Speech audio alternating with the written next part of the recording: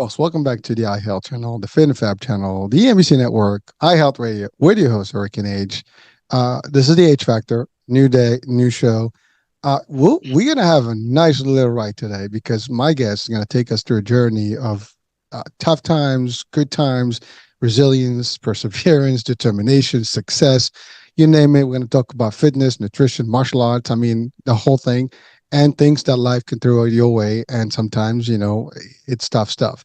So without any further ado, I have with me Rick Koenig. Rick, welcome to the show.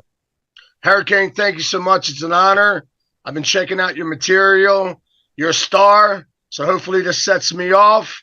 And I tell people all the time, grab the popcorn and get ready for the shit show. I like it. I'm ready to drop a pound of sound, man. Well, listen, thank you, by the way. Listen, we're trying to do our thing, bring some value to people. And I mean, there's obviously choices out there. People have diversity of, talk shows and programs everywhere. We tend to try to focus on it, and that is inspirational, motivational, educational, enlightening. And, basically we touch on everything that is health, wellness, fitness, motivation, inspiration, which basically if you have all these, you're good in life. And we touch on business, which again, it's part of life. And, definitely we talk mental health, we talk physical health, obviously it's important. Fitness, wellness is a big deal. Now, Rick, we're going to talk about your program and, what you do now is coaching and things like in personal training. But before we do that, you have a very interesting, long life story that needs to be heard. And, there's a lot of lessons learned from that story that hopefully people that are watching and listening, they can learn from it, the good, the bad, and the ugly, but they can pick up some stuff that they can actually use in their life towards positive and maybe avoid certain things in life. And I know you're open to discuss this stuff, so it's important. Now you are a martial artist, over 50 years, on and off. You've done a lot of different things. You opened your own dojo. You did all that stuff. You've been an MMA fighter. But before all that stuff, you have a story. You're originally from my digs, I think, Jersey, right? Originally from South Philly. Oh, South Philly. Okay, so you know what? You do that. So let's talk about Rick, from early on. Yeah, growing up on a city block in South Philly, we had about 75 homes. 75 homes per block. And, it's a typical city block. So I walk out my front door, I'm hanging out with about 30 or 40 of my best friends. And really, I don't really have a lot of memory prior to being 4. I just know from my parents that I got into a lot of trouble, a lot of fights, even at a young age. But I do remember, and again, my fondest memory was at the age of 4, on June 27th, 1972, my parents enrolled me in my very first martial art class. And why I know that date is because that's when I turned 4. You had to be 4 years of age to take your very first class. If you wanted to play football, baseball, or basketball, it was 7. My folks couldn't wait to 7. They're afraid I was going to get locked up before then. So at any rate, they enrolled me in my very first class. And my instructor, my sensei, broke my nose. Broke my nose the very first class. He did intentionally mean to hit me. I don't think he meant to break my nose. And Mike Tyson has a saying, everybody has a plan until they get punched in the face. And then kind of that plan just kind of disappears. Well, that's when I fell in love with martial arts. As odd as that might sound, I knew it was for me. I wouldn't say I enjoyed the feeling. I just knew what it was about. It was the first time that I physically got punched in the face. And I was like, oh, this is an eye-opener. And I came back the following day, and my instructor was just shocked. I remember him saying, kid, you're here. And I'm like, black eyes, swollen face. I'm like, well, we signed up. I'm here. I'm not going anywhere. And now you're going fast forward 51 years later, I'm still somewhat active in martial arts. So that was the beginning of my journey, where I tell everybody, if it wasn't for martial arts, I'd either still be in jail, and I did say still, or I'd be dead. And that's a fact. So Rick, the subject of martial arts is just, amazing, because you started at 4, I started at 9. So not too far apart in terms of the age group, but you're right. There is people join martial arts for different reasons, but I think the main reason is, it teaches discipline, it gets you organized, it gets you confident, and so on and so forth. And you do appreciate the the irony in fighting, because when you get hit, you would know exactly, like, we have a saying in our, school system, my sons is always saying, the way we train, the way we fight, if somebody hits you, you got to dish it out, you got to pay back, you're going to learn to actually feel those moments, because if you don't get touched, like they say, the back doesn't hit back, right?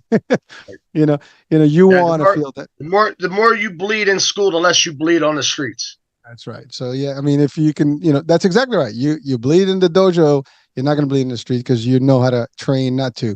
And it's an important lesson. And for kids specifically, it is a big, place, whether to stabilize your fighting skills and not get you like in trouble, or maybe get you a place where you can just let it out, and you can do it the right way and train with other people and throw them down and get punched and punch and go all that stuff. But there is no ramification to that. I mean, other than, I mean, obviously you don't want to hurt someone, but certainly in training, you get all that energy out without having to compensate in the street.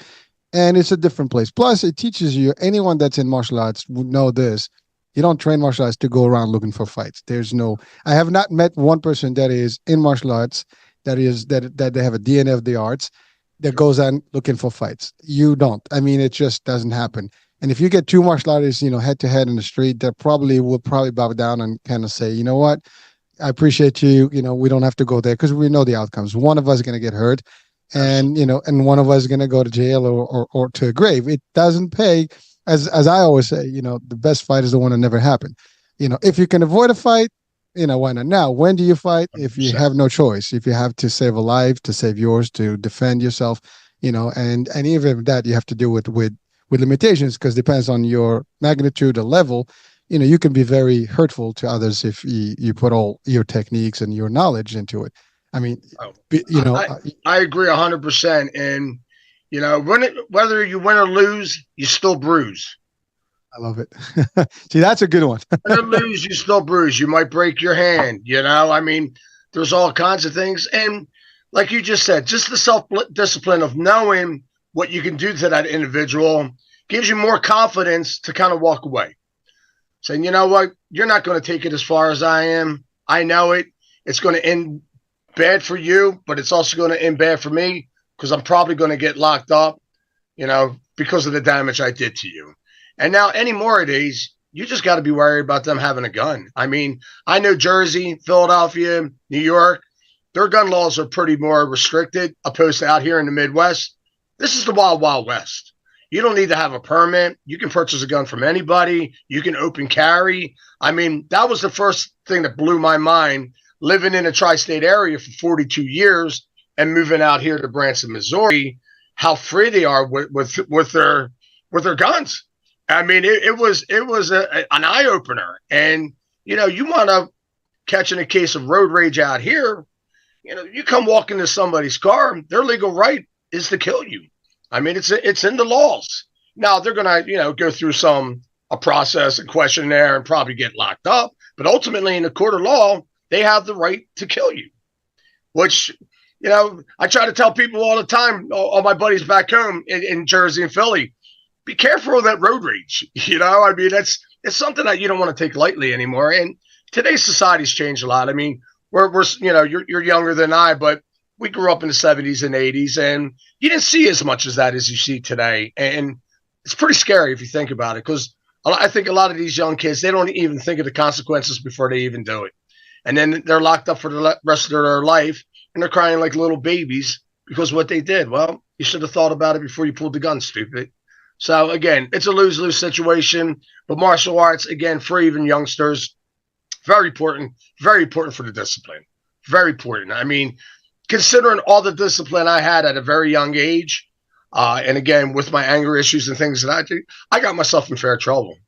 I mean, Hurricane, I did. I mean, I was in juvenile detention center before I went to adult prison, things of that nature. So I know for a fact, if I wasn't in martial arts, I would have probably still been in prison or dead. So even at my magnitude, it calmed me down, but I was still a wild child. I really was. And, we talk about not using it on the street. I was in situations the majority of my life, in neighborhoods the majority of my life, that I was tested. I was tested on a daily basis, and it wasn't typically for my own peers. It was the older bullies. When you're 9, 10, 11, and these kids are 16, 17, and 18, that's a big difference. Now, when you get into your 30s, 40s, and 50s, it kind of evens back up. But at a young age, you're looking at an adult, and you're still a kid. You didn't even hit puberty yet, and this guy's testing you of your manhood. So I will have to be honest with you. I used a lot of the skills that I learned on the streets and made sure that they were battle tested. And that's what kind of catapulted me into getting into MMA and things of that nature in the late 80s, early 90s, because it wasn't for money. You weren't making money. You were lucky to make $500 at the time. It was to go in there and show your art, show your hard work, show what you were about. And it was considered crazy. I mean, it wasn't legal in states. You had Senator McCain going around state to state calling it human cockfighting. I mean, New York was probably one of the last states that actually sanctioned it for fights. I mean, it was tough for the UFC, Dana White, and the Ferretta brothers to get it up and running. And now they're billionaires, zillionaires. I mean, it's unbelievable. On a $2 million investment, what Dana White turned that UFC into is just amazing. My props off to Dana White. Yeah, I'm listening to you, and you've touched on quite a bit there. And thank you for sharing that value that you were essentially bullied by those big guys. And Yep. by the way, and one of the reasons I got into martial arts was that I was also bullied by those guys around the corner in the neighborhood. They're bigger and you're tinier, and I was a tiny kid, so that's easy. Like, you're the easy prey. And until the day you kind of put it to the test. Now, I only fought a couple times in my whole life in real, in the street. But Good. those two times, I had the upper hand, Good. and they knew what's up. That's So good. the first Taught them a one, valuable lesson. the first one was when I got bullied again after, because they especially when you're in martial arts, they want to test you. That's the other part. Like, oh, you know, Crazy. you know that shit doesn't work. Well, Right. the only way to find out, bring it on, baby. And that's exactly what happened. They, one day they wanted to feel what it looked like, and I showed them what's up, and that ended that discussion, and respect became, part of our, curriculum and discussion and, vocabulary. So we were good after that. And it only happened one time I was in college, and, these thugs came out of this vehicle, College. stayed.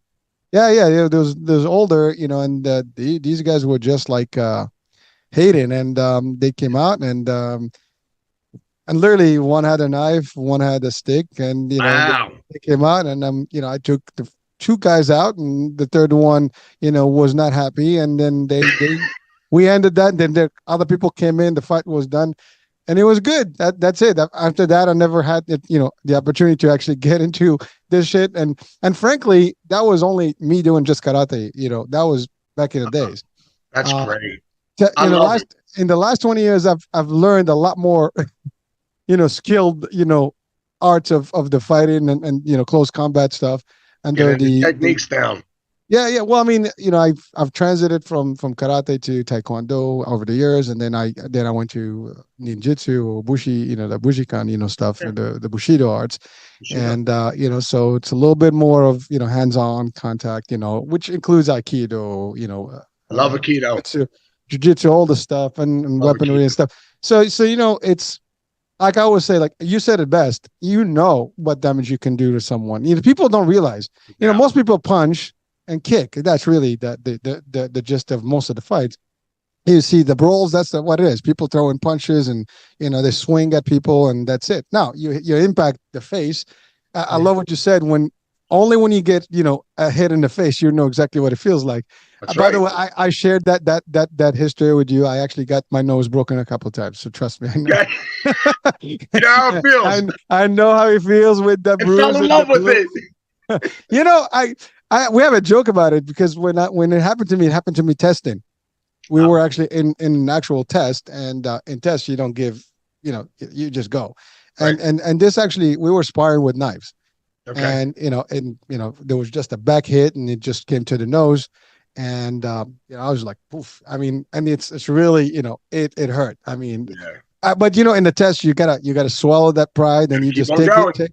Actually, we did. We kept, and even our professors like, man, you guys, you guys are crazy. I'm like, listen, we're testing. You want that belt, and you're gonna go for it no matter what. And so eventually, like a week later, we had a camp training, and this was like multiple schools, once a year training. They all come in, and you got all the different professors and shehans from different systems come in and do demos. And so our top professor or sensei came in, and like he looked, like his son looked at him. He's like, "What's wrong with you?" He's like, "Don't worry about him," because he knew what happened. He was actually, it happened in front of him in his because he was the one testing us. So it was like fun. It's a memory that is unique. Most people probably will listen right now, like, you guys are talking about broken noses. Yeah, you would not.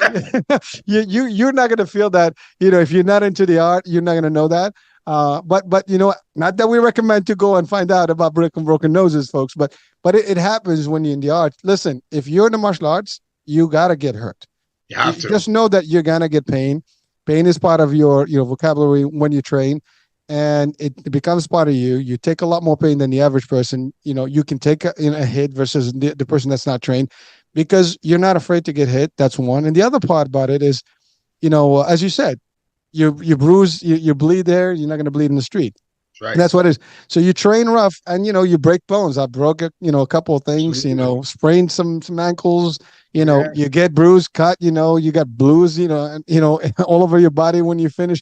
Now, I mean, especially when we're kicking and punching, and you do using batons and using sticks and stuff like that. Things do Accidents happen. happen. Oh yeah, it happens. Now, of course, Accidents happen. I mean, that's part of it. I used to tell my students all the time, you're going to hurt, bottom line. But when you're injured, you're out. Meaning that if you broke something or things of that nature, hey, you got to nurse it. A lot in jiu-jitsu, Brazilian jiu-jitsu itself. I tell people, if you last 6 months and you're not hurt, there's a problem. If you're not injured, you're going to do something. And I've had 9 knee surgeries, opened up 9 times, total hip replacement, my back, tendons, ligaments, you name it. I just had a big ego. I didn't like to tap. And I tell my students all the time, I said, tapping is taking your medicine. Because when you take medicine, you do what? You get better. So just don't have an ego, tap, and don't snap. I used to snap, and now at the age of 55, I'm feeling those injuries. They're coming back. There's no such thing as a free lunch. If I just didn't have the ego and just did that little tap noise on their body or whatever, I would have saved myself a lot of bad injuries. So no ego. Everybody has an ego. Just try to check the majority at the door. Rick, thank you for that, because that is an important, piece. And I am a big tapper. Okay. Here's the thing. You'll last long. I take pain, but here's the thing. I want to, be able to do more. If I hurt, I'm just going to stop, and I don't want to do that. So when if you can show me that the technique is working, then all I have to do is tap. It's working. I feel pain. I got it. You got it. You got to take yourself to that threshold. Because if you do it too premature, that's something that you'll do on the street. You'll give up of course. On the street. I mean, and I tell that to my guys who compete. I mean, these guys, a lot of them don't even attend the fight on the streets, obviously if they don't have to. But in competition, if they put you in a chokehold or a joint manipulation and you're used to tapping right away, well, you're going to probably do that in competition as well. So repetition is the mother of skill. Just take it to the edge right there. Know your body. Accidents do happen. I mean, I've tore both of my tendons in my biceps, triceps, tore all my quad tendons in both of my legs. That was probably the worst injuries that I ever had. And my total hip replacement was probably my easiest. I would have done it a long time ago if the procedure was what it is today. Like anything else, they advance in their surgeries. And again, what I had done about 3 years ago, if I tried it 13 years ago, I would probably have been, a little more chopped up. So they're coming a long way with their different techniques, I'm going to call it, and their principles and things of that nature. So thank goodness. Well, listen, I mean, technology has been, in medicine, and innovations have been good. Surgery is definitely not the best thing. I mean, not the one thing you want, But if you have to have it, you have it. But at least now it's a much better, place, and the healing process is different. The 100%. I guess it's less invasive, and and It things like is. that. So it's simpler, and it's done better. I mean, you have the technology to do it better. But Thank, good- thank goodness. yeah, well, yeah, man. Well, Rick, thank you for what you said. I mean, I when I said I'm a tapper, I want to just that to touch on that. It's 100%. you tap when somebody shows you that they got you. Meaning that's it. I mean, you're in a choke. You're gonna sleep after that, or you're gonna break a bone. So that's it. That you're gonna carry a little bit. Your body's gonna have a point of a break point, and then poof, Yep. and then oops. You don't have to go there because here's the thing, and the part of when you advance training, it's very simple. You don't just give up until the person takes the technique away from you. When they take it away, when they got you, they got you. They lock you down. There's no movement anymore. There's nothing else you can do. It's a done deal. It's a wrap. You It's tap. a matter of seconds. Exactly. So now it's like, I don't know, like ego does not have a place in that play in the mat because it's gonna get you hurt, and Gonna get or it's gonna get you like expelled. I mean, there are schools that will kick you out if you're out of control because Oh, no you're not doubt. gonna be. Yeah, I mean, you people come to train, and you don't want for them to be hurt, You don't because want a that, bad and apple, man. No bad apples. that's right. I've Well, you seen it. could. I've seen it happen. I've Well, seen it happen so many times. You know, it's our duties as instructors to find those bad apples and pluck them out. It doesn't do anybody any good. It doesn't mean that they're bad people. It just means that they have a learning disability, and it's not going to happen at my school. And unfortunately, I've had numerous. I wouldn't say dozens or anything like that, but I'd say probably about 6 to 10 people that I really had to get stern with and break it down to them. Bottom line, and the majority of them took it well, and some of the guys came back. Some of the guys I had came back. They learned their lesson. They went and somebody handed them their lunch, and they realized that okay, maybe I just need to get my head out of my butt and do what the instructor's telling me to do, and it's pretty easy. well, Rick, thank you for that because here's the thing. Listen, folks, everybody that is good at what they do, they're good at what they do, but there's always someone better. There's always another guy that it's either someone who's younger, faster, this, that, the other, and it doesn't matter. It's not even an age because in martial arts, age really. I mean, yeah, it has some to do with it, but Little bit. actually, but when you get into advanced martial arts, I mean, the older you are in the art, I'm not talking the age in the art and the ranking that you have, you just basically have a different way of approaching your opponent, and your techniques are flawless, and you can do more damage than because you trained all your life. You're at a level where it's not very difficult to actually figure things out and see things happen. So that's really what happens. And unfortunately, the younger folks, I'm not talking age in the ranking or the lower rank, usually does not have that maturity yet. And so that's what happens. You kind of tend to like you want to challenge everybody. Oh, I'm gonna take the brown belt and the black belts. I think I can take them down. You know, Sure. and you look at the size and you size them up like, oh, I'm 6 foot. This person is 5'8", 5'7". I'm a bigger guy. I think I can still do this. It's not about size. It's not about stuff. When they know what they do, what they Technique. have, they'll take you down. It doesn't matter how big you are. It's not again, these are the arts. That's why it's called arts. There's artistic stuff to it. There's techniques to it. There's a whole, body manipulation that goes in. So the arts are just beautiful for those that I admire the martial arts, all of them. And as a matter of fact, on the Fit and Fab, Facebook page, I throw in all kind of different arts: judo, aikido, BJJ, karate, Why not? all like sword stuff, you name it, we put it there because I love all of them. And you know what? You pick from everybody, and It's an that's art. the beauty of it. Yeah, it's It's an it's art. it's like I'd when you rather do love that art, than build clay. I'd rather do that than paint. I mean, people don't realize that's why it's called martial arts. It is an art, and it's a beautiful art. It really is. And being so diverse as you are, you're just getting to see all the beauty of each individual one, which is amazing. Because a lot of people just get pig-headed and they believe their art's the best art, and no, it's not. They're all beneficial, and the more you know, that's just more tools in your arsenal. Bottom line, you got different tools that you can reach for that you can use that if you just stick to one in particular, you're stuck with that. And I'll give you an example. Nothing against Brazilian Jiu Jitsu because I'm a second degree black belt, which in my point of time used to take about 20 to 25 years on up. Now guys are getting ranked a little quicker because you have the internet, YouTube. It's more accessible and it's Americanized.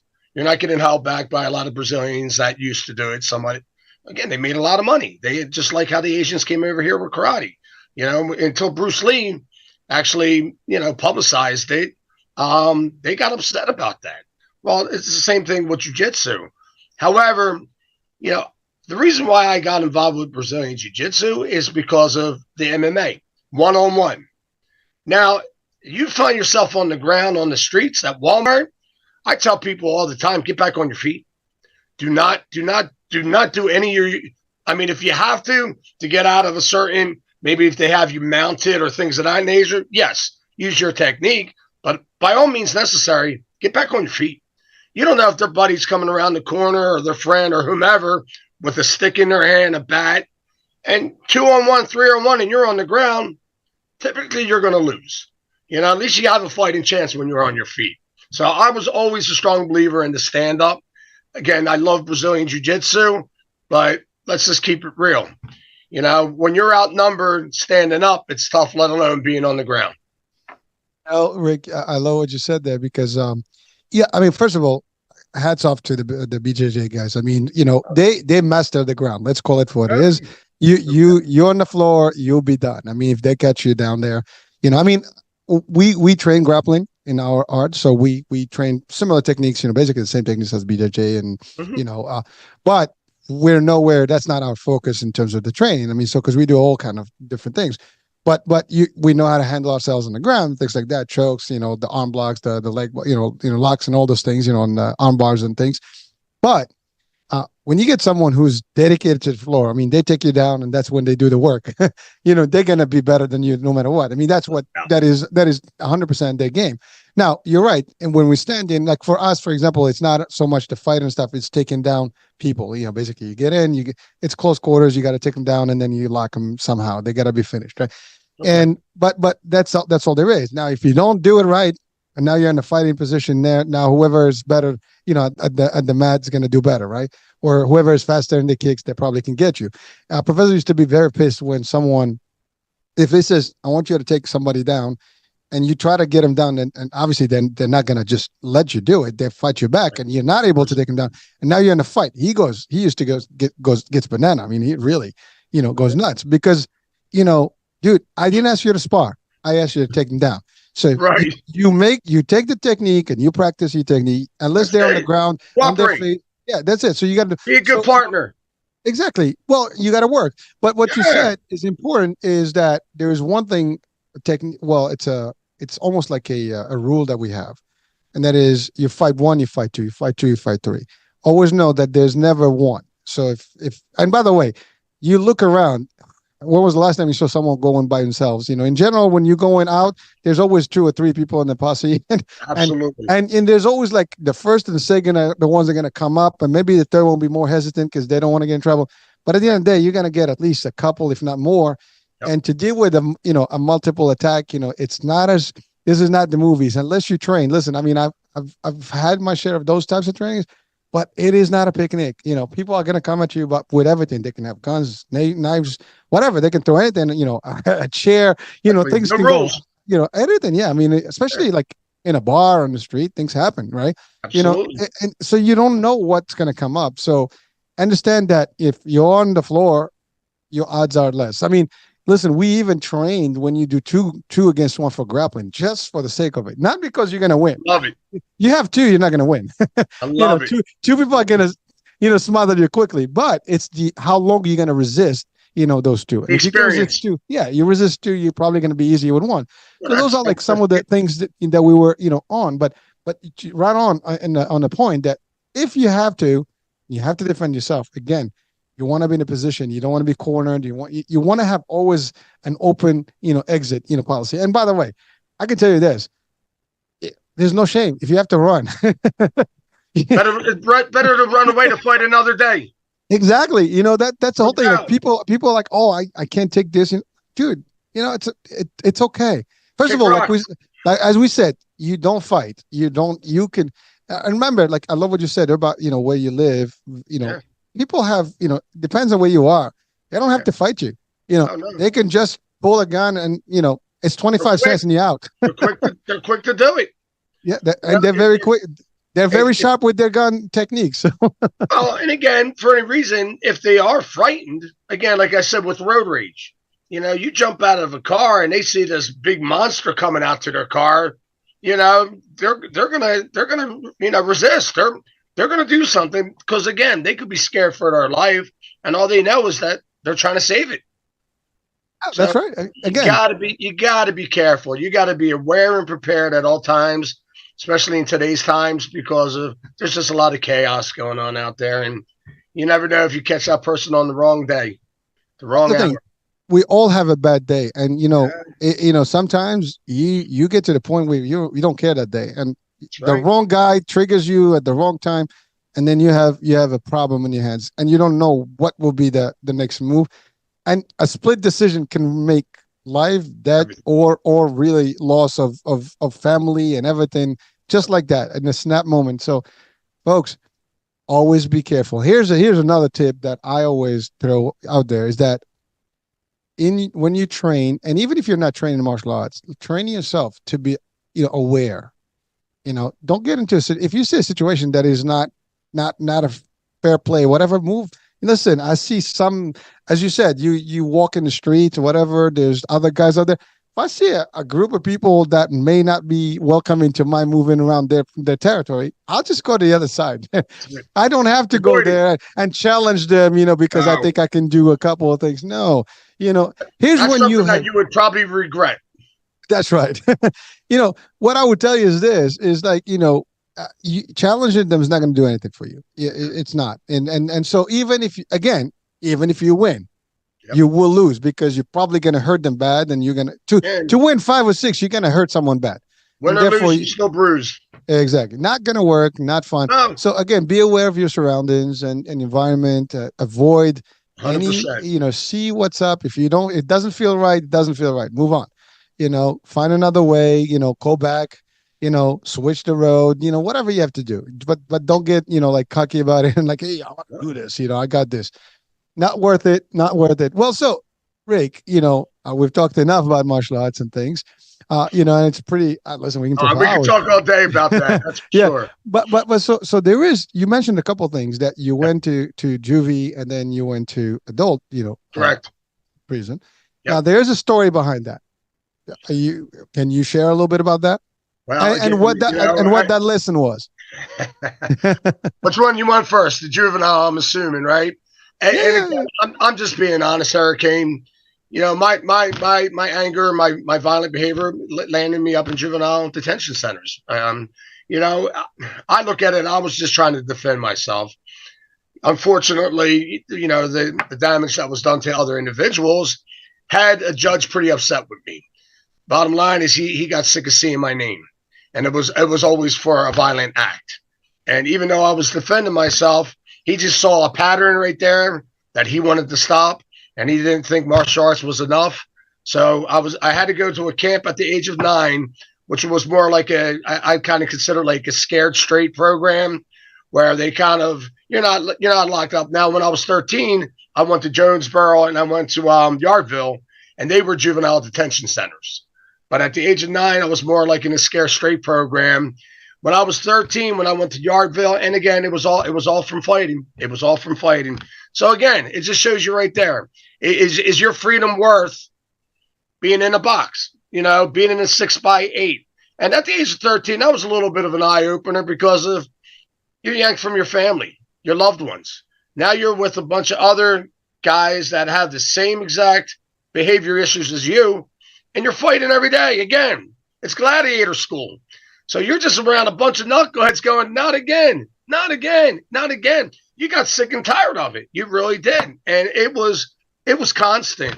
So I believe, after my stretch there, that was an eye opener for me. It really was. It was. I knew I didn't want to go back. I know I didn't want to go back. So I would say I learned how to calm my anger a lot after that. But it took me doing time as a young kid to open my eyes to that. So that's another lesson to be learned. You don't want to be in prison. You don't want to be in juvenile detention centers. It's not a place that you're going to like at all, and it's going to be probably one of your most miserable experiences ever. It also destroys. I mean, for the most part, if you could destroy your life because it's on your record. Absolutely. I mean, today. I still have it on my record, Hurricane. I'm 55 and it's still on my record to this day. And I have lost jobs over it. Mhm, mhm. So It closes a lot of doors. oh yeah, no doubt, no doubt. So like I said, it's definitely, that's not a lesson that you want to find out on your own. Learn from somebody that did it. Well, thank you for that. Now you came out. You pursued. You started working and Mhm. back into the normal life, but only to find yourself in a very tough place yet again, but for a different reason. Which one? Well, with the whole the main event of going You to mean doing prison? yeah. Prison time itself? Yeah, that was just dealing drugs. Dealing drugs. I mean, it's nothing I'm proud about, but my sentence was possession with the intent to distribute a controlled dangerous substance. It was cocaine. And yeah, that landed me behind bars for 5 years, and that was maximum state security. I went through Rawway. You're familiar with Rawway, Trenton State, which was probably one of my worst stops. I was in Yardville, or not Yardville, Kearney, New Jersey. Um, Those are some tough places. Kearney's rough, man. Yeah, it's they're all rough. You know what I mean? Like it's not where you want to be. And then wound up in Cape May County, Leesburg. So that was my father and I. It was a father and son crime. He was involved as well, and we were the first father and son team to ever go through the penitentiary, maximum state security penitentiary together. So that was a trip. It really is. And honestly, by that time, I was somewhat groomed. I knew how it was going to be. Always people will say, well, I'd be petrified. There's no way I could do it. Listen, as long as you go in there with the mindset of you're going in there to serve your time, do your time. Don't let your time do you. Stay away from drugs. Stay away from gambling. Stay away from anything that you believe is negative. Like you said, walk away from a situation when you see it. Don't get involved. Don't get curious. Mind your business and do your time. And the majority of the time, you'll be fine. You'll be fine. And again, it's something that it was a miserable part of my life. It was. And I've seen horrific things happen in prison. I mean, things that, I won't speak of. But I've seen some things that will make people think twice about ever doing anything stupid. And there's casualties on a daily basis. I've seen COs get killed. I've seen other inmates get killed right in front of me. And when you see the life just get drained from a human's eyes, you actually see their soul leaving. Man, that's an eye opener right there. It's an eye closer for them, an eye opener for you. Well. So thank you for sharing that. And the reason we're talking about this specifically, folks, is that as you said best, is why go through the experience when you can avoid it altogether? It's not worth anything. It is not a fun experience. And you said it, once you're in it, you got to deal with it and you have to cope with it. But it's not something that you can just erase. It's in your mind. As you said, these visuals, I guarantee you, as you were describing whatever that you saw, you had the full picture in front of your eyes right now as you were talking about it. You can see that moment over 100%. And over in your mind. That is trauma on its own. And, it's something that simply can be avoided. I mean, again, mistakes happen. In the first event that you had the position, that actually, again, so folks, again, this is, everybody can actually be sometimes, caught into these little things. I don't want people, because people can judge, folks. Rick is talking because he's been through this, and certainly he doesn't want people to go through this. His mistakes should I don't condone any of my actions at all. It's something that I got tied up into that could have been avoided. But at that point in time, I was young. I was 21 years old, 22. And I was stupid. But I'll give you an example. And I tell people all the time, if they want to watch a good movie out there, watch Shot Caller. shot caller. It's probably the closest that you're going to get to actually seeing actual prison itself and the behavior of inmates and things of that nature. It's a great movie, but that just comes from a guy. He was a CEO of a company, and he had one too many drinks. It was enough, and the guy ran a stop sign, hit his car, killed his buddy in the back. But since he was under the influence, they got him for involuntary manslaughter. And then when he got into prison, he had to do work, meaning that he had to get involved with a group in there that basically told him, if you do not do this to this individual, it's going to get done to you. So he took something that was going to last maybe 8-9 months in state prison into 15 years. And that stuff is real. I mean, it is real as it's going to get. And again, it's one of those deals. I mean, all depending on the institution or the prison you're at, certain facilities are going to make you do work, and it's not going to be fun work. And a lot of times they're uncomfortable telling you what needs to be done. But again, if you don't do it, it gets done to you. I mean, again, it's just a different. It's a world on its own, and It it's got is. its own rules. Yep. And I mean, I mean, I would describe it as, like you said. I mean, these are all. If you think you're bad, these are all people that just think the same.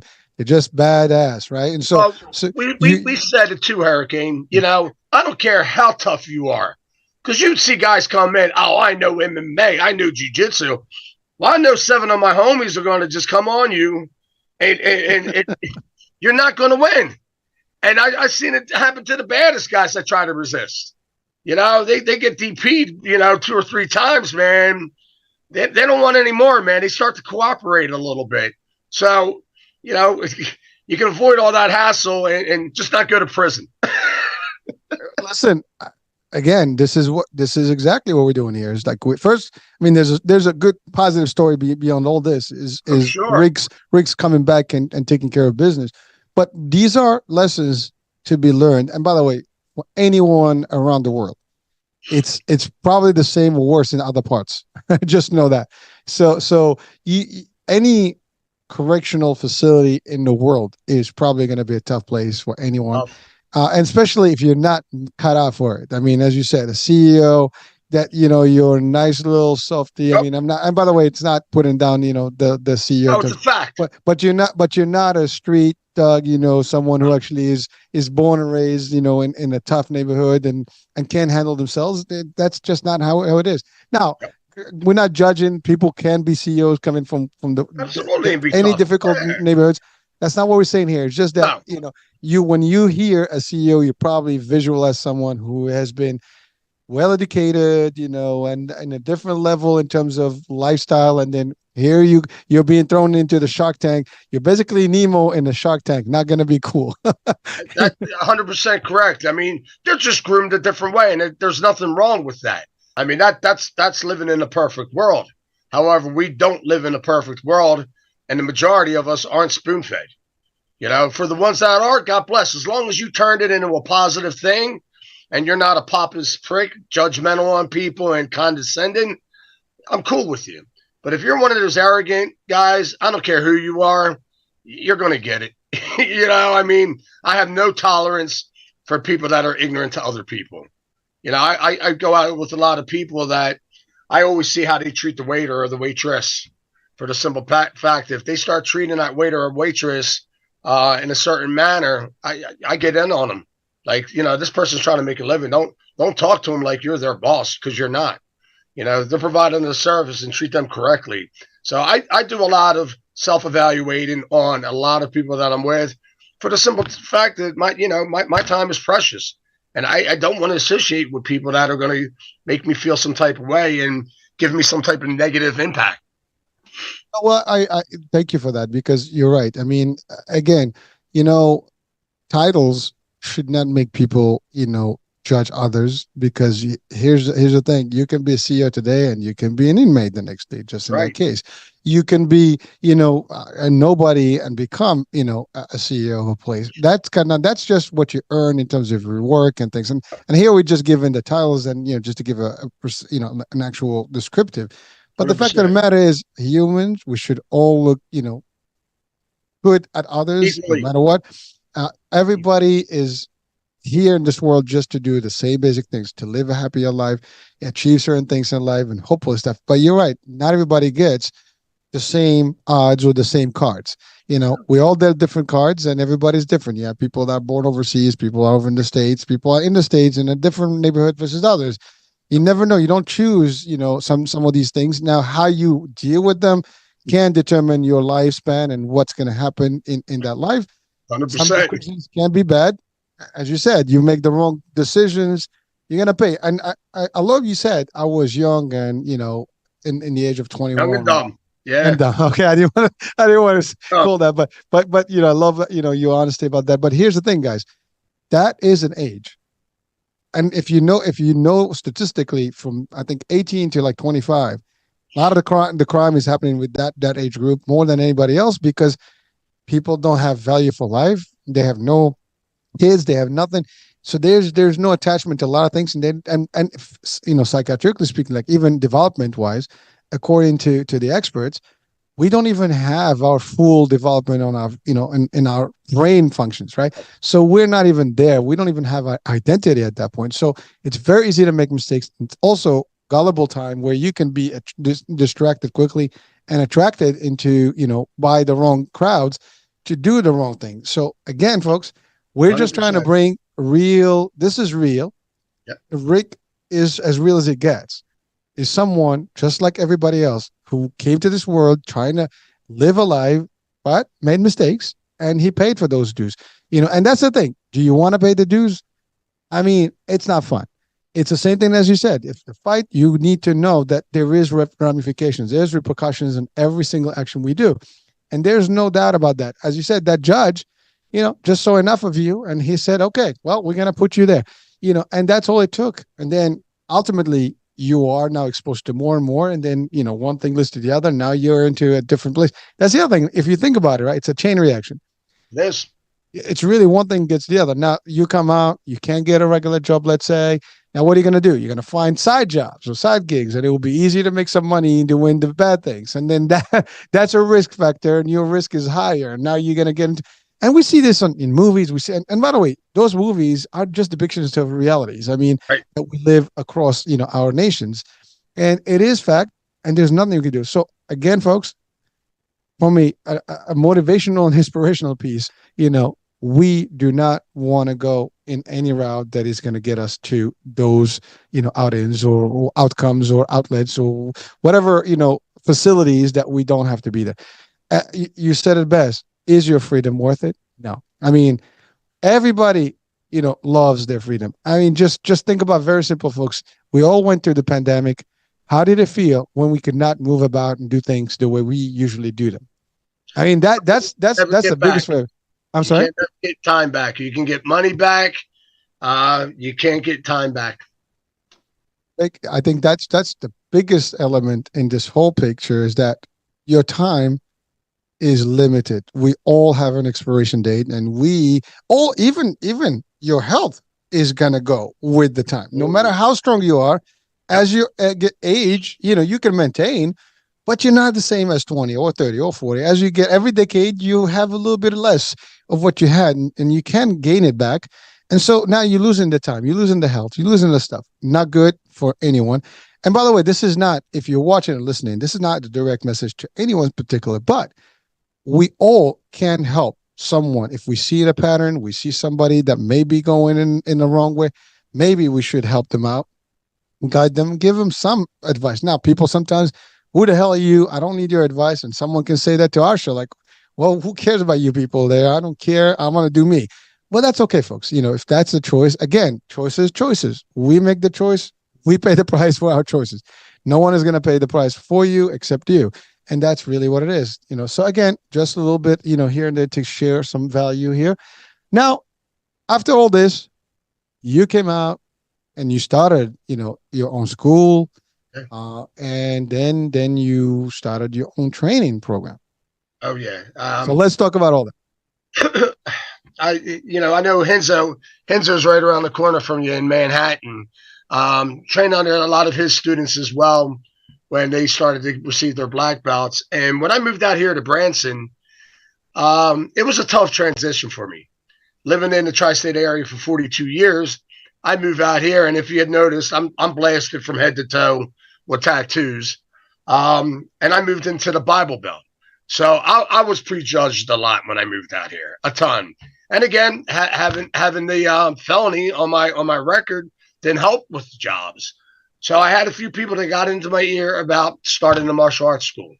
And at that point in time, I still wanted just to train. I really didn't want to open up a school, but I was kind of, I wouldn't say forced into it. I was talked into it, which I don't have any regrets at all. And I started the very first Brazilian Jiu Jitsu school here in Branson, Missouri. And I was very, very fortunate that a lot of my students that came on board were state highway patrolmen, sheriff's department, local PD. So I wanted to get in the contracts for all the law enforcers out here, which obviously helped out. And believe it or not, I mean it's a different breed. They're not as they are judgmental, but they're not. Let's put it that way. It's different. I got along with them really well. They became some of my best friends. You know, back in Jersey and Philly, forget it. You're not. You know what I mean? It's a whole different set of rules, man. Like, you're a felon, yeah. Well, you stay on that side, we stay on this side. Good guy, You're an bad guy. Indian, we're a cowboy, right? But I started, I started to create a living out here. So I started to open up school, started to train, and I did well, But I always found a pattern through all my years. Within every 5 to 7 years, you're going to get a group that gets together, and somebody's ranked to a purple belt or brown belt. They think they can do it better than you. So, and I'm usually on the money on who it is. I, had a bet with my financial investor with me, and I had an individual that tried to do this when I was getting my hip replaced. They figured this is a great time. He might not even come back from it. Okay, I came back stronger, and I had a boycott. So I had to split, and I lost a lot of my instructors.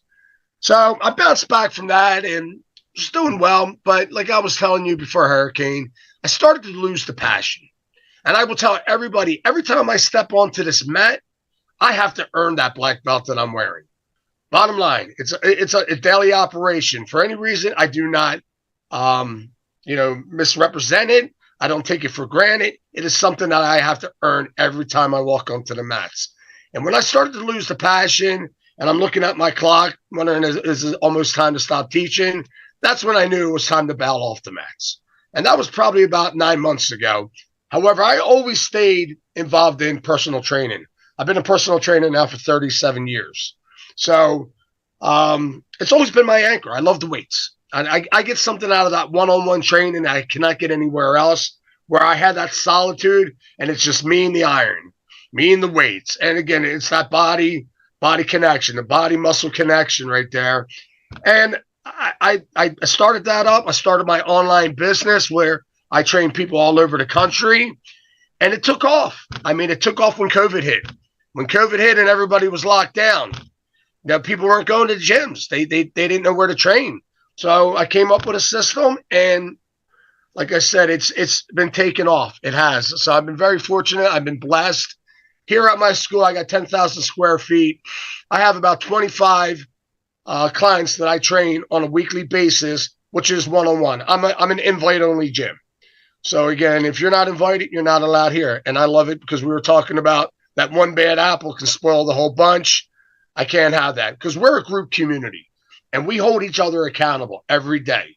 I actually do something that I learned in prison. It's roll call, where you wake up every morning and you shout out. Well, I throw morning texts out every morning at 2:30 or 3 a.m. That's the time I wake up Monday through Sunday. I do not take a day off. It's part of my non-negotiable task. Every morning I'm waking up at 2:30 a.m. I kind of get my mind right. I do my push-ups, I pray, and I throw out roll call. So now all of my clients are responsible to, when they receive that, to say up. And everybody's on their phone, Hurricane. I don't care what they tell you. Oh, I'm taking a break from Facebook. I'm taking a break from Instagram. No, they're not. They're on their phone scrolling through it. They just put the blocks on it. So everybody can at least say up. And I track them. So if I see a pattern where every morning at 3:30 or 4 a.m., because I start my classes at 5 a.m., if Monday through Friday you're up at 4:30, and then I see on Saturday and Sunday you're hitting me at 11 a.m., 12 noon, 1 p.m., you're going to get a phone call. I might even show up to your house and ask what's going on. Were you out partying, playing grab ass with your buddies? Are you having marital issues? Significant other issues? Are you having problems with your kids? Are you depressed? Do you have anxiety? I get to the core principles of your problem, and we come up with a solution. Ooh, wow. I well, first of all, so there's a few things that you've touched on. One is after all the ordeals in life came up, you moved up to a whole different area, started a whole new life. And Right. and that in itself, folks, is something that as I stated when I opened up the show, is that there's some resilience, there's perseverance, determination, and there's also hope here because life is gonna throw all kind of nonsense to us. Oh, and by the way, there is no one that is immune to this. Uh, we all have different things that happen to us in life. And Absolutely. but here's the thing: no matter what, there is a way to restart. There's always a good way to start. There's always a way. And if one location is not good for you, you move to another location. In this case, you moved out of state. You found a whole new home. You build a Yeah. whole new family and a whole new community. And that's the thing. Sometimes we are so caught into one area or one element, and we just feel that we are trapped. We're not trapped. No one is. You can move from one country to the other. You can move from one state to the other, from one city to the other. You can find a whole new home. You can do whatever you want. I mean, again, freedom, right? That's the beauty of it. We have the ability, and it doesn't cost a lot to get, to the moving. Now, obviously, to start a business stuff, you find a way. You find a partner, someone to actually bring in, the capital to do stuff. But you have the skills. Somebody, there's always a way, folks. But do not lose hope, no matter what. You never give up because as long as you breathe, there is a chance to do better. And by the way, Rick, I've had quite a few discussions with many people that have made the difference in many lives today, despite their early days in Absolutely. life. Because a lot of us, we listen. We always hear this story about like, do you have any regrets? Would you have any regrets? Would you change something if you were to go back in time?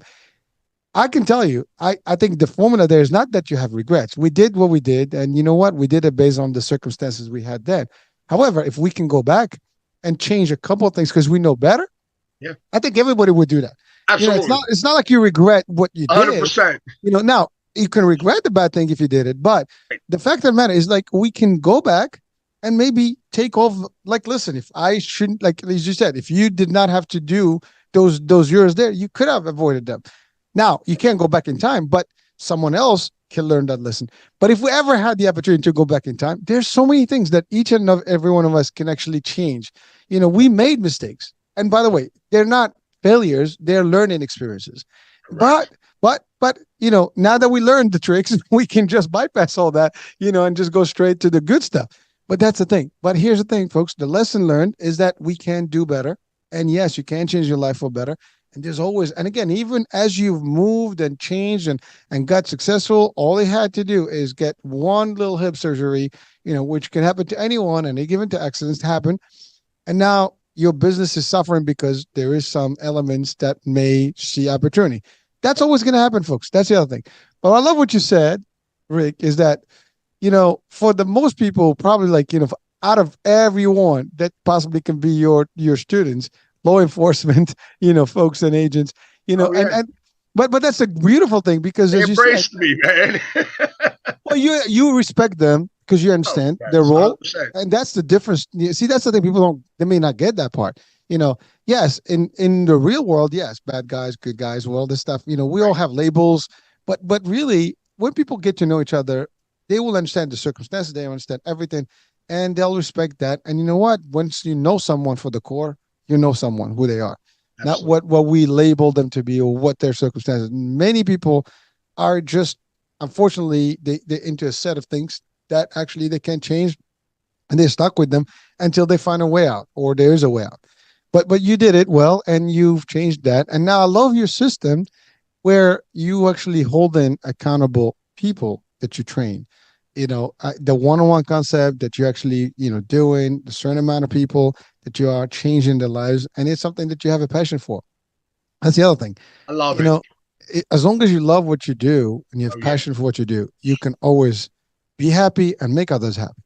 that's it. And that's 100%. I tell people everybody should have a why. You know what I mean? Why are you doing this? And then you find out what your purpose is, maybe. All right. And then if you align that with your passion, that's the ingredients that all you need to live a perfect life. Like I love what I do, Hurricane. I really do. Like vacation, I'm on vacation. My favorite part of the day is when I get up and I start my day. I love it. I love going out there and changing lives because I've learned over the years to be selfless, not selfish. Anymore, it's not about me. It's what I can give away to them. I tell my students all the time, create the person you want to be and need to be, then give that person away. And that's it. Just constant rhythm. Pass it down. And again, be selfless, not selfish. That's an amazing feeling when you are giving and you're not doing for you. And by the way, by doing it for others, you're fulfilling you. That's the thing. I mean, it comes with a beautiful price, and there is a satisfaction to it, and there is a good feel. I mean, it's like it never fails when you know that you're helping others do better and be better. I mean, listen, you paid your dues in life. And you know what? There's nothing now more than beautiful that you're able to help other people live a better life, a healthier life. And again, fitness is a great piece of health. I mean, you need to. Oh, And by the way, 100%. you and I, we had a joke about the age early on before we started the show. Yeah, You're in the bodybuilding and the strength training and all the stuff and the weights. That's building mass and muscle. And you know what? That's actually that helps aging less, than the non, weight and working and things like that. It's a 100%. very important piece for our audiences that are listening. Weight training, you do your cardio, you build your cardio. That's needed because you want to keep, the stuff going. But certainly you want to keep that muscle mass, and you cannot do it without weight training or resistance training. And so you do that. And by the way, you got a nice little, picture of yours, that's going to come on the show, Okay. the one, Yeah, nice, yeah, yeah. that's a nicely ripped, shot there. But that's In what it my is. I mean, 50s. that's the other thing. See, people don't realize, Yeah. folks, your 50s are not the 40s or the 30s. Your body is not the same. No. You're going to build, it takes a lot more, it's not the same. No one, by the way, we I shouldn't was in the judge each best other. shape ever when I turned 50. The best shape of my life, I was 50 years of age. Yeah, I mean, it just shows you right there. Again, we were talking about mindset. Mindset is everything. If your mind is not right, you will not be right. The people that you involve yourself with will not be right.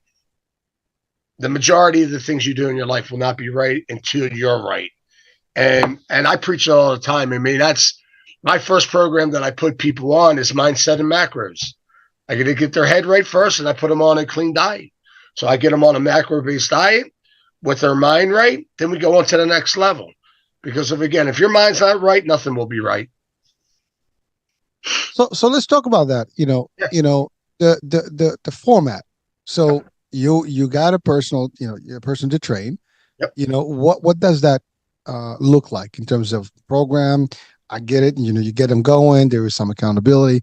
But so you've just touched on the macro and the mindset concept. So let's talk about how that looks like. What is I guess a normal time frame where someone starts the program and where they can start seeing some results? I tell people to give me at least 3 months. I mean, they're going to see something within a month, but then that's just when they're starting to pick up the momentum. They really are. All depending, again, if they're in my mindset in macro program, they can take that on for as long as they need it. Because again, if their head is messed up, they're going to be messed up. But once they graduate that, and a lot of people just jump right into the training as well, where we do the group community. But what I do, Hurricane, is I give them non-negotiable tasks that they have to complete through the day. And one of them is getting up early. Now, they don't have to be a madman like me and get up at 2:30 a.m. every day, but I would like to see them get up at least by 5. At least by 5, and then we work off of that. If you can set it back 15 minutes a little earlier, and then a couple of weeks later, set it back 15 minutes. Because my theory on life is when it comes to working out, the majority of the population, if they do not get it done in the morning, they're going to find something in their life that takes away from them doing it in the afternoon. If they're married, if they have kids, if they have other obligations, something will pop up throughout your daily events that might take you away from working out. So if you get it done first thing in the morning, it's out of the way.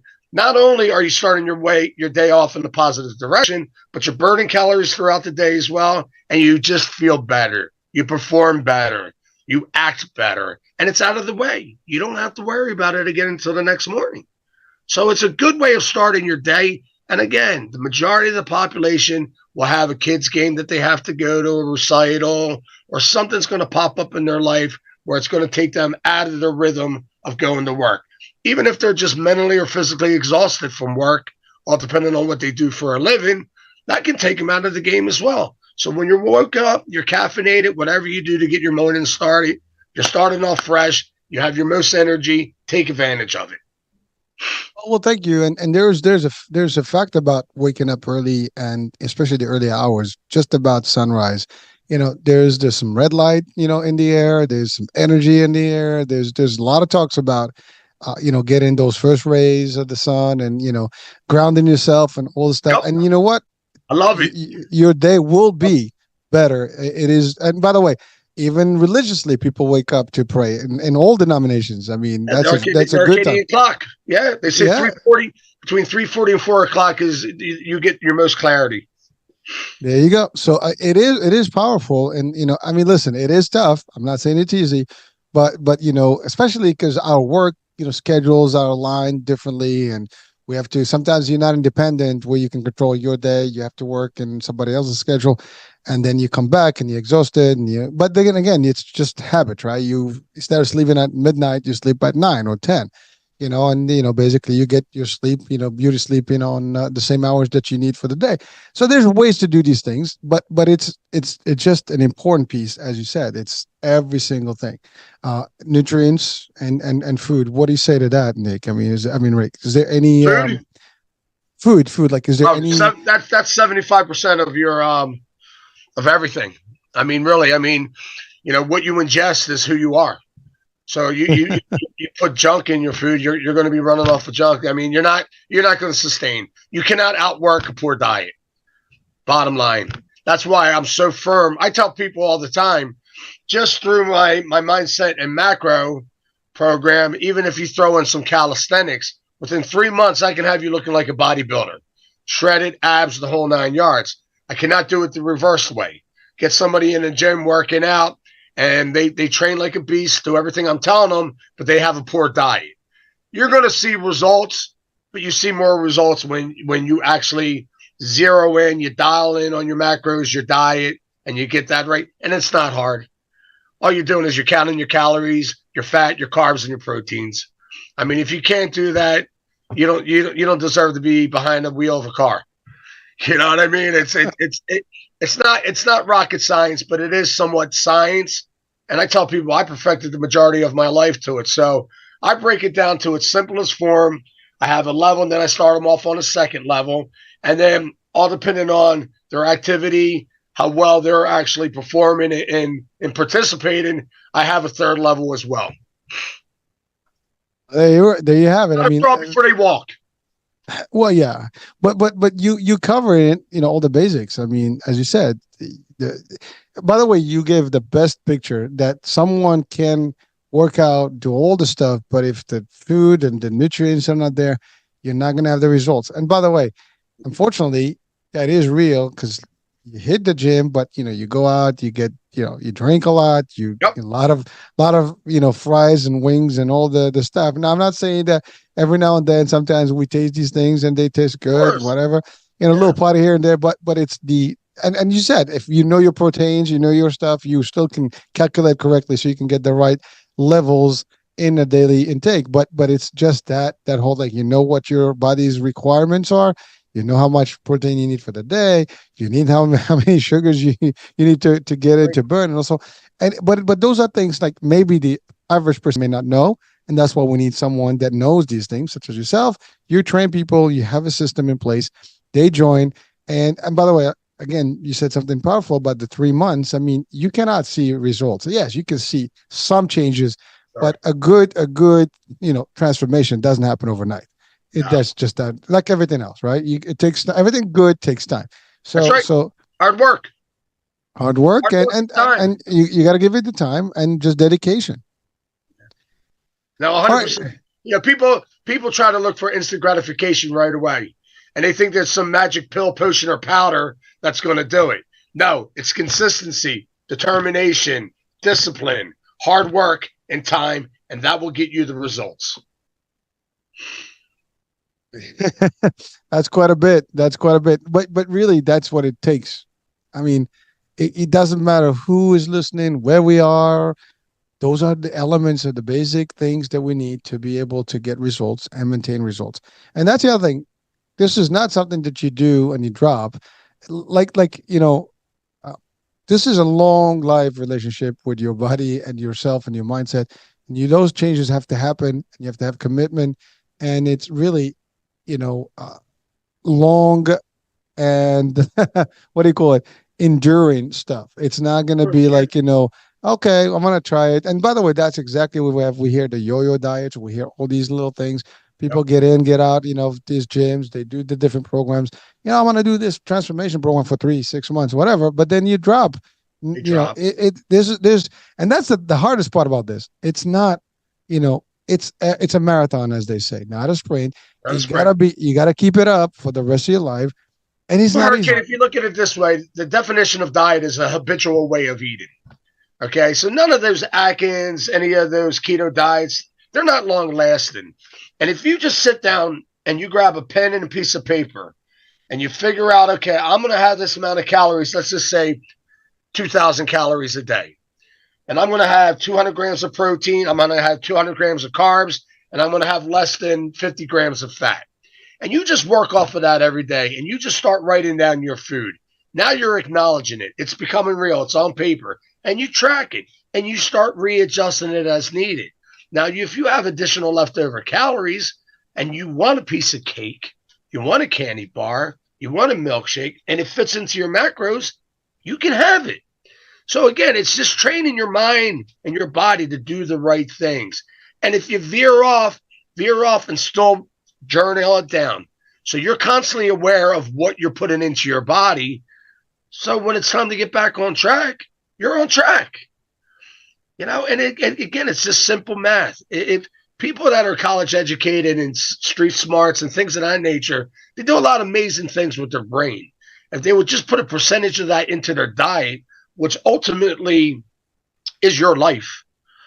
You're looking at your life. I tell people, you tell me that you would, die for your family, but why don't you try to live for them and get down with the food first?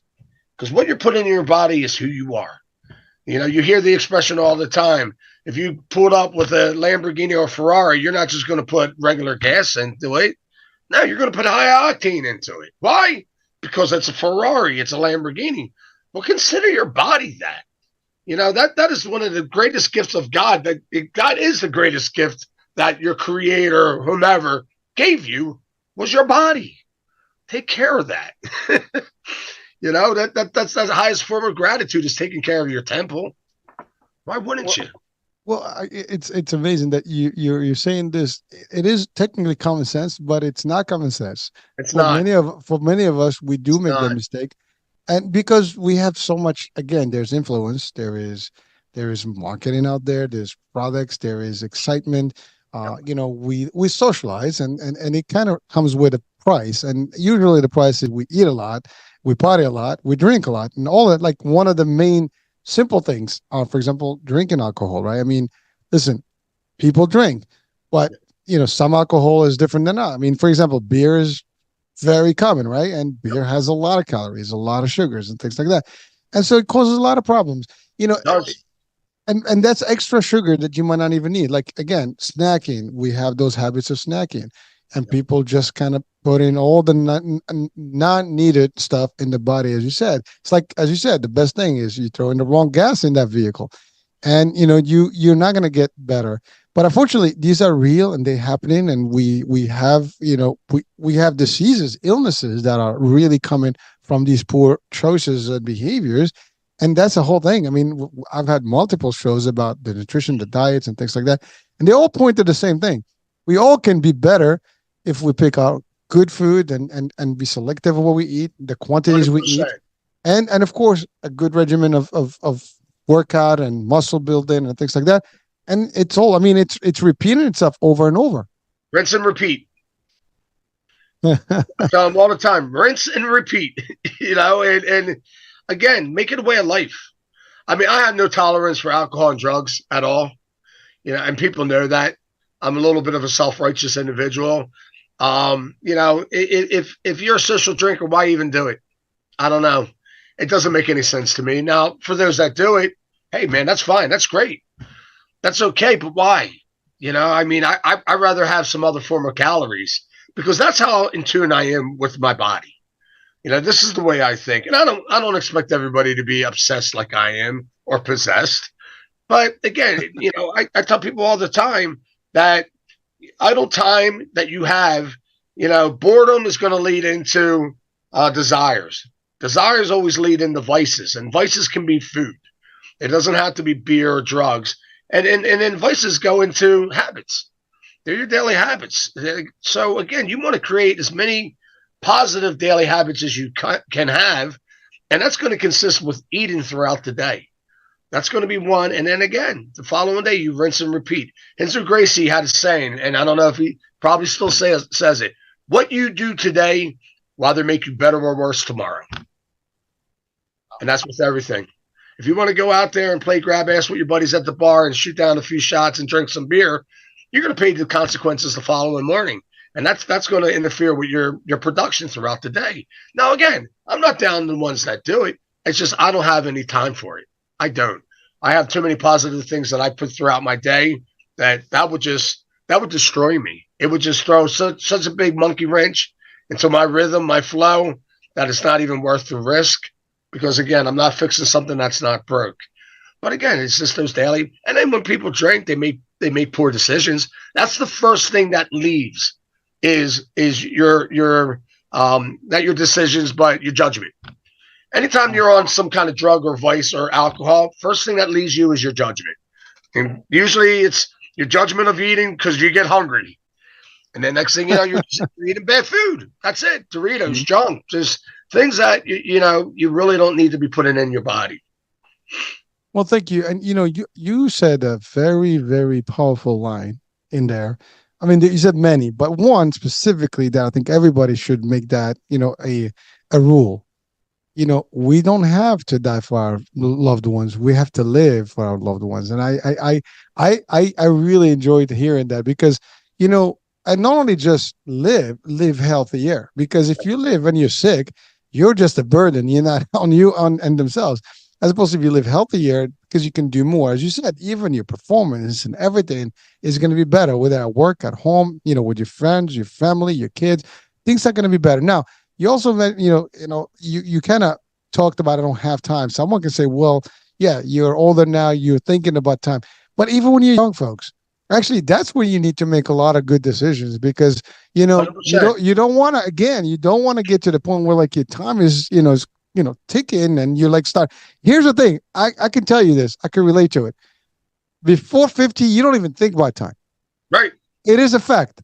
Yep. You hit 50. I don't know what happened, but you start thinking about time because you start calculating, like you start like figuring like, I got and it goes 20, quicker. 20 years to 70, 20, I mean, that's if you live 30 to 80. I mean, and we know 80 is not really, you don't see a lot of, top notch, bodies at 80. So you're already questioning, like, I'm on the downhill here. So you start thinking time. But, think about it way early. If you're in the 20s and the 30s, it's a good time to start thinking about those things. And even early on, if you can. Why not? Now, I get it. We're young. We all been there. You go out, you want to have some fun. You want to, party with people and friends. It happens.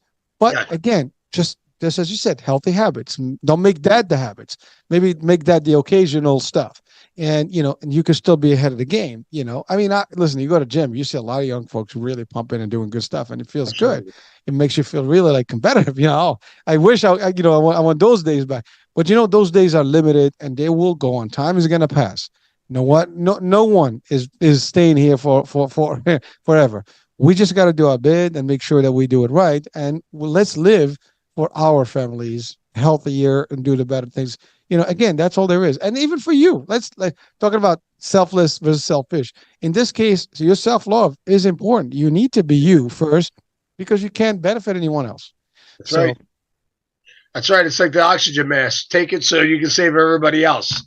And I got to that point in my life where I'm in a good position where, again, I'm very mindful of everything I do. So, if you have a certain part of your day or time that you kind of neglect something, I just know I got to double down the next day. And what I mean by neglected is maybe I wasn't able to make as many phone calls as I needed. I do have daily tasks that I adhere to, or maybe it's a few posts on social media that I found, putting out a video on YouTube. These are things that I do on a weekly basis that I hold myself accountable to them every single day. And I have it down to a system. It's a system, but life gets in the way. Maybe I have additional clients that are coming in here. Maybe it's a holiday, but it's one of those things that I'm hard on myself. I'm very hard on myself. And if you're able to start applying these principles at an early age, it just makes it a lot easier for when you get to be our age now. You're not playing catch up. It's already part of your life. And I tell you, for those that are looking to raise families and have kids or have kids, your weakness is their way out. So whatever it is, if you're that parent that's a sideline parent and you're on that couch eating a bag of chips and drinking some beer or soda, and you're telling your kid to go out and do some martial arts or play ball, they're like, well, you're on the couch drinking beer and eating potato chips, and you're my Superman. Even though Superman's like 380 pounds and he's a sack of what. Well, you know what I mean? You got to live by example. Bottom line, because your weakness is their way out. No matter what, they're going to want to emulate you and be like you because you are their Superwoman, Superman. You are their hero. Yep. Wow. Can't do it, man. Yeah. Well, listen, I mean, again, you're doing your part. We're doing our part to bring some of the messaging to people. Hopefully we can, again, you hear a lot about the awakening and this is part of being awake and being Absolutely. aware, of who we are, what we have to do and so on and so forth. And it starts with, taking care of this. And this means you can take care better for your close ones and being, as you said, that role model for them and the hero that they should expect. Now, of course, folks, we don't force anything on anyone. Someone says, I'm happy in my skin. I don't care. I want to live this way. By the way, that's a choice. But I understand that choice comes with prices. And as long as you're willing, to endure whatever that price is. Now, someone can live, to 90 and 100 with, fat and all the stuff and all the wrong things. And yeah, it can happen. But again, statistically, it doesn't. Exactly. Statistically, that's the odd case and not the actual standard. And therefore, do you want to have, listen, diabetes is just the simplest thing. Do you see yourself poking yourself every day, a couple of times, to shoot insulin and you have up and down sugar and you're like rushing or like, you're going crazy. That's not something you want. Trust me, I am dreading that because I do have diabetes in the family and I look at everything because I don't want to get to that point where I have to do that. So it is, I'm talking about my personal experience here, but folks, everybody, you got to do what's right by you, whatever that is. We're not judging you. We're not actually forcing this message onto you, but you know what? Listen, it is available. These are things that can help you do better, be better. And that's all there is. So Rick, how can people join your program? And I mean, obviously you do it nationally, or internationally for that matter. How can they reach out to you and join your program if they wanted to? They can go onto my landing page, Hurricane, and that's www.strengthcertified. It's strength-certified with an S. So again, guys, I spell certified with an S, not a C. Certifiedwithans.com. www.strength-certified.com. And it's not a typo, right? It's not a typo. Nope. Yeah, just it's a trick, it's for to get things, trying to get everybody's minds going, you know what I mean? And that's it. again, it's a simple landing page. All you have to do is book a phone call with me, or we can DM each other. But typically, I give everybody a non commitment, no obligation, half an hour phone call. So we kind of just figure out if it's for them or not. And the majority of the people do sign up. And if not, hey, listen, I'm fine with your response regardless. I treat everybody fairly. And next, that's it. Next, Is the program for male and female or any specific absolutely. groups? It I doesn't mean, matter. age groups. No, no. Again, I mean, I train teenage kids, so I have teenage kids. I mean, obviously, I'd like them to be at least the age of 13. But at the same point in time, the majority of my clients range anywhere from, I would say, 21 to 71. Okay. That's that's that's pretty diverse, It is audiences, and I'm sure they vary in how they adhere to it, but if they all follow the system, the results are going to be there, and that's all. I mean, obviously the metabolism is different, things are different, but 100% guaranteed, Hurricane. As long as they follow my blueprint to the T, and I can tell if they're lying to me because I get it all the time. And they expose themselves. 100% guaranteed results. all right. Well, Rick, we've exceeded our hour a long time ago. Love it. But we had fun. I listen. I learned. I appreciate you being open about your life story and sharing the values. And for people, hopefully that we can help someone today. Not to fall into a trap in their early ages, but also we want people to really potentially be aware that they can do better for their health by joining a program or at least knowing that they need to do something about it with you or elsewhere. But the idea is why not do something, take care of your business here and your health? And that's the best business you can have. Yeah. So, any last words of wisdom that you want to leave our audiences with? Like I was saying in the beginning, solitude helped me out a lot, knowing myself. And I mean, really being alone. And people would say prison time. I wasn't alone in prison unless you were in solitary confinement, which wasn't, I mean, I experienced it. However, even when you're in prison itself, you're around other individuals, you're other inmates. But, get some solitude, find some time with yourself. If it's reading, reflections, maybe meditating, if you do it a few times a week, and or if you go on to a long task, get to know yourself because without knowing yourself, it's hard to get to know other people as well. And you got to be comfortable in your own skin to make other people feel comfortable in theirs. Well, thank you. Oh, Rick, there was one thing we didn't talk about is that you are a biker and you belong to a family. Oh yes, yes, yes. I was part of 1% motorcycle club, one of the largest in the world, actually, the top five. And it was something I experienced. It's something I loved, but there was a point in time where it was time to move on. And again, we were, multiple nationalities itself. It wasn't just 100% white. We had blacks, Chinese, Spanish, Asians. So again, with that, I think Sons of Anarchy kind of messed it up for a lot of the MCs. That's the motorcycle clubs out there. But yeah, it just gets back to being prejudgmental, judging people. And that's just human nature. I get prejudged all the time until they get to know me and then they realize that I'm one of the biggest teddy bears out there and I got a huge heart. But yeah, what they love the most and what I love about the most is when people actually come up and say hi to you.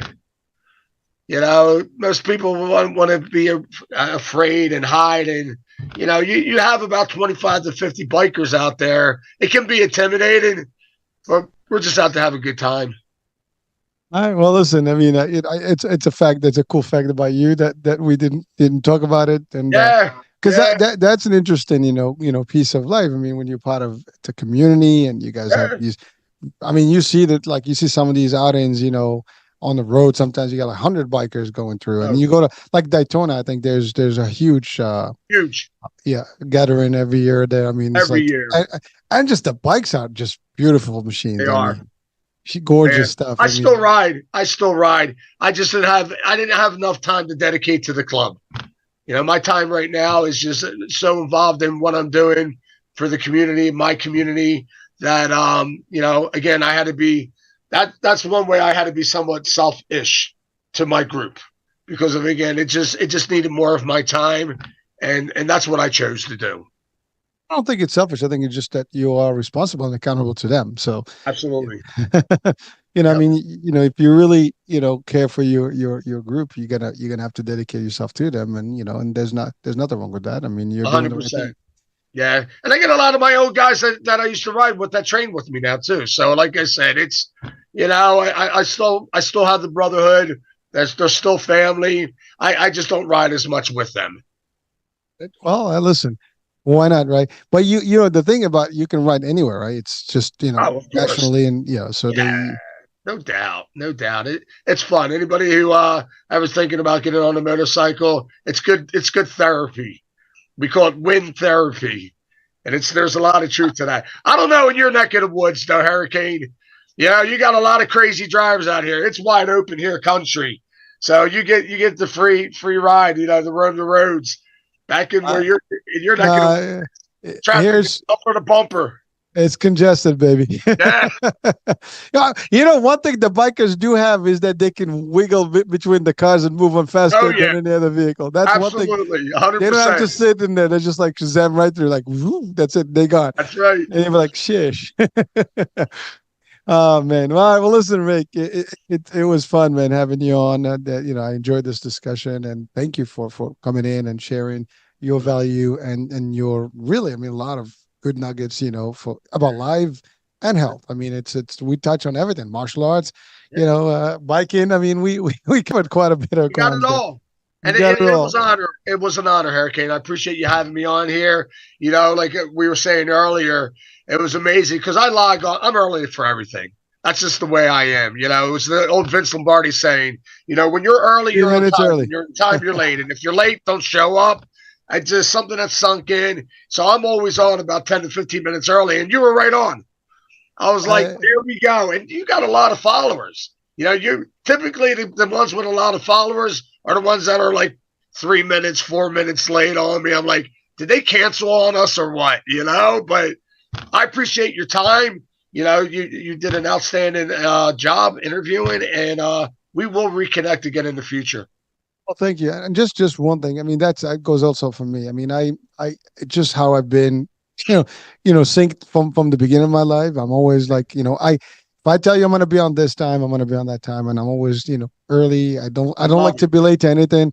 But also I led a lot of sales, and in say similarly. So Vince Lombardi's coaching is part of Yep. what we train on, and it's I learned that myself when I started my career path, and it stuck with me, and it's a great thing to have. There's nothing wrong with Great. that. Well, Absolutely. well, I appreciate you, man. Thank you so much for being with us. All right. Hurricane, thank you. My Peace. pleasure. Peace. All right, folks, that's it. This is the end of our show today. Hope you enjoyed our discussion and you got a couple of things here for life that you can, either for yourselves or share with others. And yeah, spread the word out there, folks, and let's educate and enlighten others. And that's about it. I'm Hurricane H. We'll be talking soon. New day, new show, new topic. Bye for now.